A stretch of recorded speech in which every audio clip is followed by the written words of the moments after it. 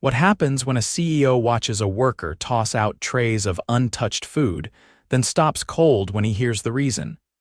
Xavier Zayne didn't grow up rich.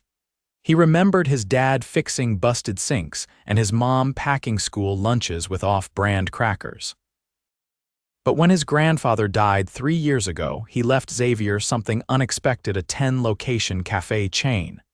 Known for its home-style meals and end-of-day food donations, it was supposed to be more than a business.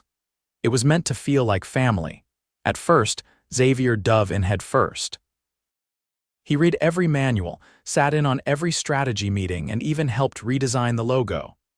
But as the company grew, he pulled back, not intentionally, just gradually. More emails, more spreadsheets, less time walking the floors. Lately, he'd been hearing whispers, not direct complaints, but signs.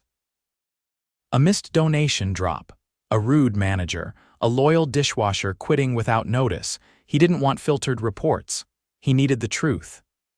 So he decided to go undercover, starting with Store 7, a mid-sized cafe on the edge of the city. It had one of the highest employee turnover rates and had stopped participating in the nightly food donation program without explanation. He shaved his beard, dyed his hair a dull brown, and borrowed a pair of thick glasses. He wore a thrifted polo, khakis 2 sizes too big, and introduced himself as Illy, a new trainee placed by a temp agency. Since he'd never personally met most of the store-level employees and it had been over a year since he'd visited this specific location, no one recognized him. Illy, the manager, a sharp-jawed man named Brent, looked him up and down with a raised brow. "First day, great. Don't touch the espresso machine, don't talk to customers unless I tell you to, and don't ask dumb questions. You'll work back of house with Ruby." Xavier nodded. "Yes, sir." Ruby was small, quick-footed, and had the kind of sharp energy that made things run smoothly. She barely looked up from her prep station. "You wash dishes or just look like you do?" "I wash," Xavier said. "Good, gloves are over there, don't slice your hand on the knives." They're mixed in. The next 6 hours passed in a blur of dishes, spilled soup, and employees moving like ghosts, efficient but joyless. Brent barked orders from the front, never saying thank you. A kid named Mateo got yelled at for taking 3 minutes too long on a sandwich. A customer with a thick accent got ignored until she left. Xavier's stomach turned. But what stopped him cold was what happened at closing. He was scrubbing the last of the soup trays when a young woman with tired eyes and a hairnet came in, pushing a rolling bin of untouched sandwiches, muffins, and fruit cups. "Don't box it up," Brent called from the front. "Dump it." Xavier turned. "Wait, isn't this supposed to go to the shelter?" Brent glared at him. "You're new, so I'll say this once. We stopped doing that, it's a liability thing, just toss it." The girl looked hesitant. "But I said toss it." She opened the lid of the trash bin, but her hands shook. One by one, she dropped full meals into the garbage. Xavier stepped forward. "Can I ask, why?" She froze. Her eyes darted toward Brent, then back at Xavier. Quietly, she said, "Because if we donate it, Brent says we're encouraging freeloaders to hang around. He told the shelter they're not welcome here anymore." Xavier's heart thudded. "What?" She looked down. "There was this woman, came by every night to pick up leftovers. One day she brought her kid. Brent told them off, said they were making the place look bad. Next week we stopped donating." Xavier didn't respond, he just stood there, frozen. That wasn't just policy breaking, that was cruelty. He barely slept that night.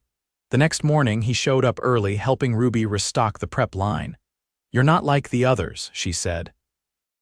"You actually clean," he smiled faintly. "Just trying to do my part. Don't bother impressing Brent, he only looks out for himself."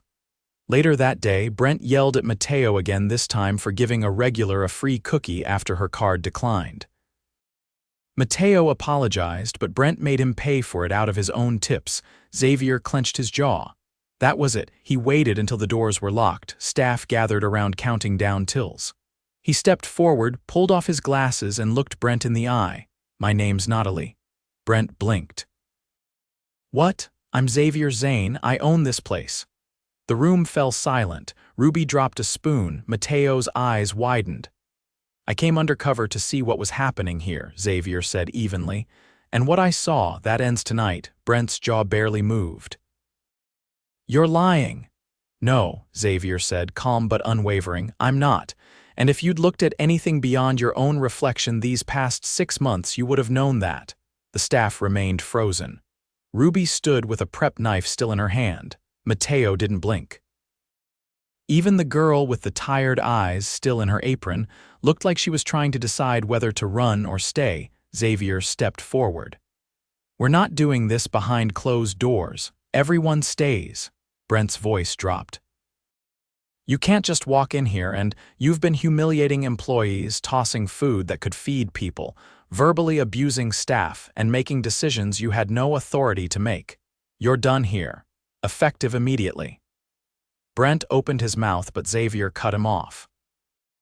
You're not going to explain, you're going to leave. Now. Brent laughed under his breath, then tossed his apron on the counter. You'll regret this. No one replied. He left without another word. The door shut behind him with a dull thud. Xavier turned to the remaining staff. I'm not going to pretend this fixes everything. I should have been here sooner, but I'm here now. No one spoke. He looked to Ruby first. You've been holding this place together. I saw it. I need to understand what's really going on, all of it. She hesitated. You want the truth? Only the truth, she nodded slowly. We're short-staffed. 3 people quit last month, 1 just ghosted. Mateo's been working 6 days a week because no one else knows the register system. I've been doing prep, line, and dishes. We're constantly behind, and Brent didn't let us adjust the menu to match what we could handle. He'd just scream if we fell behind. Xavier turned to Mateo. I've been here a year, Mateo said. I stayed because I needed the money. I liked the regulars, but it got worse. I tried reporting stuff through the hotline. Nothing changed. Xavier's face tightened. That's on me. I thought the hotline was enough oversight. It's not. He looked toward the young woman who had been made to throw out the food. What's your name? He asked. Kim, you work the evening shift, she nodded. I'm part-time. I help with closing. I used to handle the donation pickups before Brent shut them down. Did he ever give you a reason in writing? No, just told me to stop. And he made it clear if I argued, he'd cut my hours. Xavier didn't ask any more questions. The facts were clear. Starting tomorrow, he said, we're bringing back the food donations. I'll personally call the shelter tonight. And every one of you will meet with HR this week to document everything Brent did. We'll make sure it's not buried. He paused. No one here should be afraid of losing hours for doing the right thing. He turned to Ruby. We need to hire, fast. Do you know anyone reliable? She didn't hesitate. 2. They used to work here. Quit last month. I think they'd come back if they knew Brent was gone. Call them. Offer them their old rate plus hazard pay for the next 2 weeks until we're stable. Ruby blinked. You're serious? I won't ask you to keep holding this place up without support. He looked around the kitchen at the worn-down equipment, the dented prep table, the non-slip mats curling at the edges.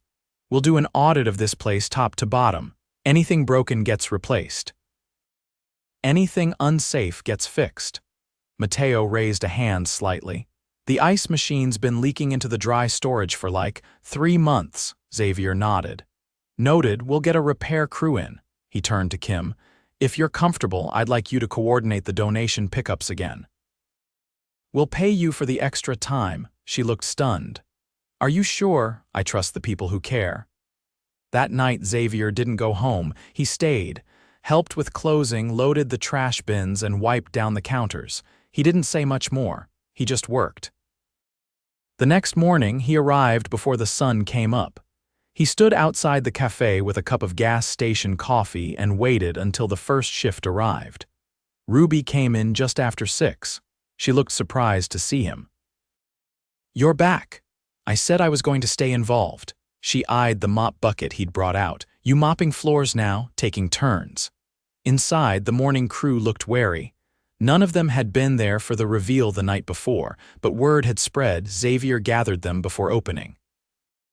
Some of you know me, some don't. I'm not here to take over your station. I'm here to fix what's broken. Brent's no longer with the company. If you've got concerns, I want to hear them, not through a form, not through a hotline, directly. A barista named Lee, tall and quiet, spoke first. You're going to get a lot of complaints. I'd rather get complaints than lose good people, Lee nodded. Fair. By 9, the breakfast rush hit hard. Orders came in fast. Ruby was on the line. Mateo had stayed late to cover until the new hires came through. Xavier worked the register alongside Lee, fumbling slightly at first but catching on quickly. By noon, he'd taken 4 orders wrong, spilled a smoothie, and overcharged a regular. The woman laughed. You're new, huh? I'm learning. You'll get there. After the rush, he stepped out back to catch his breath. Ruby followed, wiping sweat from her neck with a bar towel. You're not terrible, she said. I'll take that. She leaned against the wall. People are watching you. Waiting to see if this is just a PR stunt. It's not. Then don't disappear again. I won't. She nodded once, then went back in. An hour later, Xavier got a call. The 2 former employees Ruby had mentioned were interested. One could start the next day. The other needed childcare but was willing to return part-time. He approved both on the spot. By closing, the cafe felt different, not fixed, not smooth, but lighter. Like something had shifted. As the sun dipped behind the buildings, Xavier helped Kim pack up the unsold food into donation boxes. She moved faster this time, more confident. He walked them to her car. You really called the shelter? She asked. Spoke to the director myself. They'll be here on Wednesday for a full pickup. Kim nodded. They'll be happy. They missed us. We missed them too. She hesitated. I didn't think you'd care. I should have shown it sooner. She looked at him a long moment, then got in her car and drove off. Xavier stood in the parking lot, hands in his pockets, watching the last light fade. He wasn't proud of how disconnected he'd become, but he was here now. And he wasn't leaving, not until every store was better than he'd left it. Tuesday started heavy. The new hires wouldn't arrive until Thursday, and Ruby's prep assistant called out with a stomach bug. Xavier showed up before dawn again, this time in black slacks and a white tee under his apron. He tied his hair back and rolled up his sleeves. Inside, Ruby was already slicing onions, eyes red from more than just vapors. No one else is coming, she asked without looking up. Not today, Xavier said. I'm here. I'll take whatever station you don't want. She handed him a cutting board. You're on potato duty. Big batch. We're out of hash. By 7, the kitchen filled with the low hiss of griddles and the rhythmic clatter of utensils. The front counter lagged. Mateo looked pale, and Lee had barely spoken since clocking in. Xavier noticed the tension but said nothing yet. A few minutes later, Xavier was washing his hands in the back when he heard raised voices. He stepped into the service hallway where the back door stood open. 2 men were outside, one holding a clipboard, the other wearing a polo with the cafe's logo but in a faded shade not issued in over 5 years.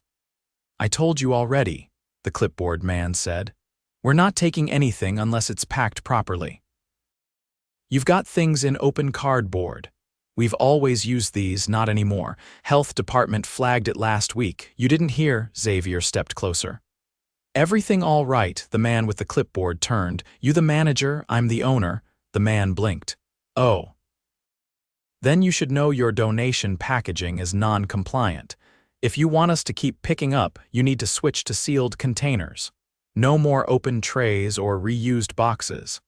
How long have the new rules been in effect? Since last Friday.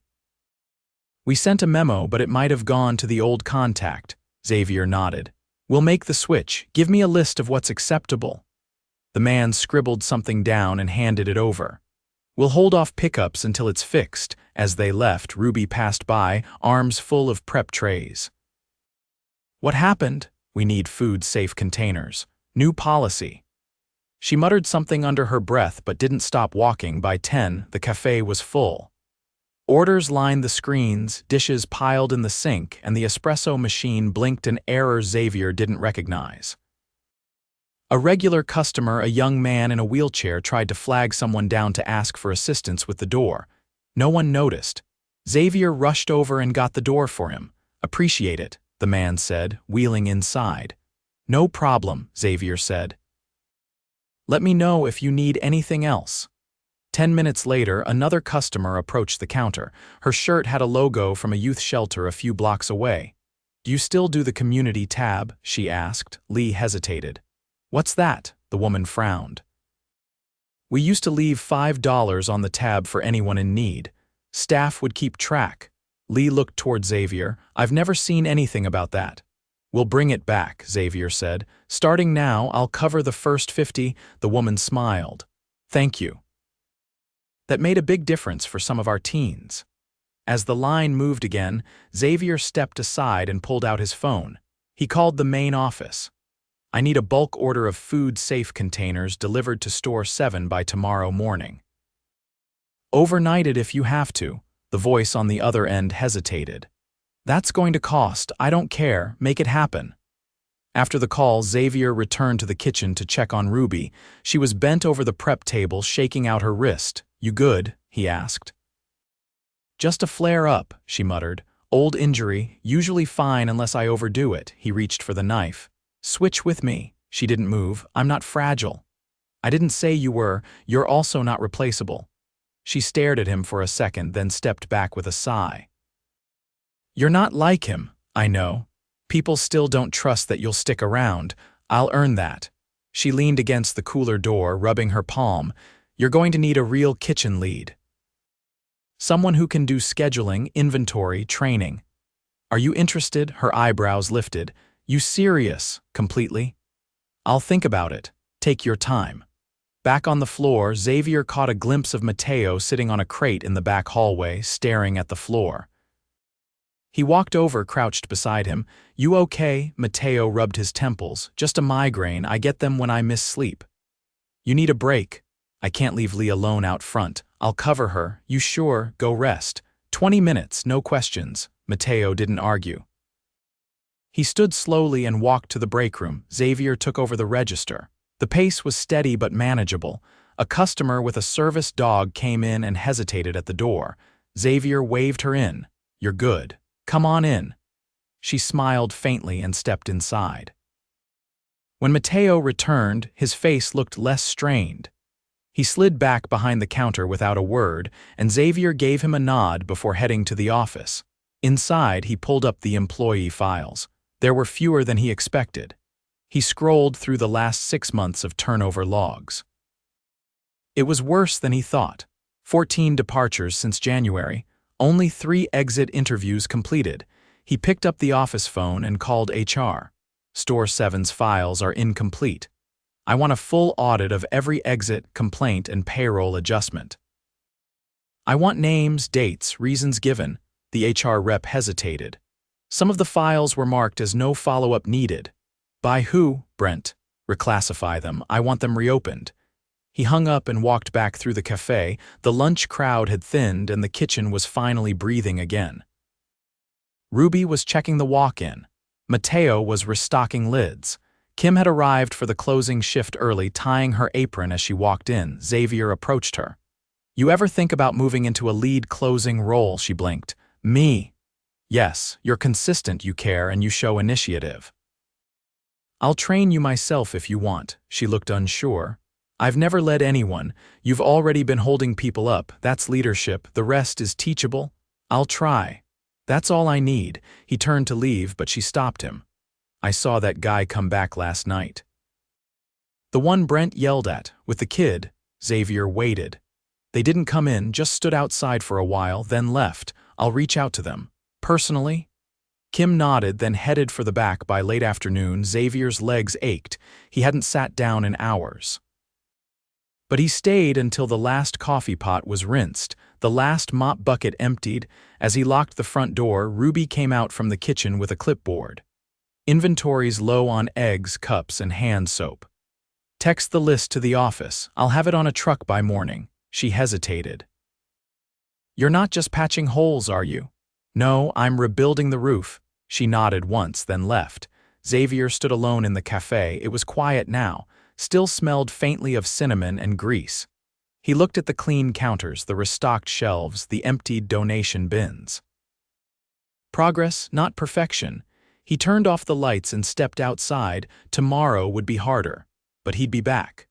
Wednesday started with wind pressing against the café windows and a line forming before sunrise. Xavier was already inside, sleeves rolled, organizing the new food-safe containers that had arrived 2 hours earlier. He didn't delegate it. He wanted to see what they were working with. Kim entered through the side door, holding a thermos. Her eyes looked clearer than the day before. "You're here early," she said. "I wanted to make sure nothing was left out in the rain. These containers aren't cheap." She set her bag down. "The shelter called. They'll be here by 3. "Good, we'll have everything ready," she hesitated. "You mind if I handle the packing today?" "I want to make sure it's done right. It's yours." By mid-morning, the pace was relentless. Ruby was on the line again, a brace now wrapped around her wrist. She didn't ask permission, just wore it and kept moving. The 2 returning staff members were scheduled to come in that evening, so the team was still stretched. Lee handled the floor, managing the drink orders and customer flow, while Mateo bounced between the register and wiping tables. Xavier handled the dish pit. He didn't speak much, just kept the flow moving. Around 11, a tall man in a navy jacket entered. His badge was clipped to his pocket. "City Food Inspector." Xavier stepped forward. "Good morning. I'm Xavier Zayne." The inspector glanced down at his tablet. "Owner? Yes. I'm here to follow up on a report from last week. This location had a flagged donation process and a walk-in cooler issue." Xavier gestured toward the back. "We've already addressed the donation packaging. New containers arrived this morning. Walk-in's been repaired." "You're welcome to verify." The inspector followed him through the kitchen. Ruby gave a brief nod as they passed. In the storage area, the cooler hummed evenly. The thermometer mounted inside held steady at 38 degrees. "Looks good," the inspector said. "You're ahead of schedule on corrections. We're trying to stay ahead of anything else too." The inspector left 20 minutes later with no citations issued. Xavier didn't announce the clean slate to the team. He just got back to work. At 1, Ruby stepped into the office and called Xavier in. When he entered, she handed him a slip of paper. "Heard something you need to know," she said. "One of Brent's old friends came asking about him, said he used to hook them up with off-the-books shifts, paid in cash, no records." Xavier looked at the name. It wasn't anyone he recognized. "He ever work here?" "No file on him." "Kim said she saw him take food from the back door once. Brent said it was just expired stuff and not to ask." Xavier folded the paper and put it in his pocket. "I'll have legal check the security logs and payroll records from the last 6 months. If any cash was moved off books, we'll find it." Ruby leaned against the desk. "There's more." Xavier waited. "The register drawer's been short a few dollars every other Friday for about 2 months. We thought it was just rush errors. But after Brent left, it stopped. That lined up with the payroll cycles." "Thank you," he said. "Keep that between us for now." She nodded once and returned to the line. Xavier followed her out, then headed to the back hallway and called his general counsel. "I need a forensic review of Store 7's drawer logs, shift changes, and cash handling going back to February. Don't wait." By 3, the shelter van pulled into the lot. Kim coordinated the handoff efficiently. She used gloves, sealed each container, and had a printed list of contents. The shelter staff shook her hand before leaving. Xavier watched from the prep area, saying nothing. She didn't need praise. She needed space to lead. At 4:30, the 2 returning employees arrived. One was a woman named Dana, early 30s, with sharp eyes and a quiet voice. The other was a lanky teen named Chris, who looked nervous but alert. Ruby greeted them both and handed them fresh aprons. Mateo gave Chris a quick tour while Dana joined Kim for closing prep. The rhythm of the café started to shift. At 5, a customer walked in wearing a button-down shirt and khakis.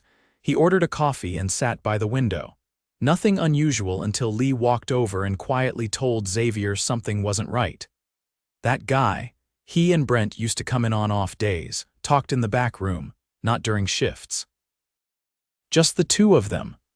Xavier approached the man calmly. "Good afternoon. Can I help you with something?" The man looked up. Just here for coffee. You're not on staff, you've never been listed as a vendor. So why were you meeting in the back room with my former manager? The man stood up slowly. You're making a mistake. Then clear it up. The man didn't answer. He turned and walked out. Xavier followed him to the door but didn't pursue further. He turned to Lee. If he comes back, tell me immediately. She nodded. By 6, the line reached the door. Chris moved quickly, keeping trays stocked and tables bussed. Dana worked the drinks station like she'd never left, and Kim ran the back with a calm steadiness that made everything feel anchored. Xavier stayed behind the counter, listening more than talking. A middle-aged woman approached after her meal, holding her receipt. I just wanted to say this place feels different, better. People are smiling again. Xavier nodded. Thank you, that means a lot. She hesitated. There used to be someone here. Tall, blonde. She left a while back. She was always kind. I hope she's okay. I'll try to find her. She smiled and left. As the dinner rush eased, Chris asked Ruby how the line was different from back when he worked there. She handed him a fresh pair of tongs. Now it's run by people who listen. At closing, Xavier gathered the team near the kitchen. No clipboard, no speech. I'm not going to stand here and pretend I fixed everything in 3 days. You all did the real work. What I did was pay attention finally. He looked at each of them. Starting next week, we're introducing a store-level leadership council. One person from every shift will meet with me monthly. No filters, no spin. You'll decide who represents your shift. Dana spoke first. You're serious? Yes, and it's not optional for me. I'll be there every time.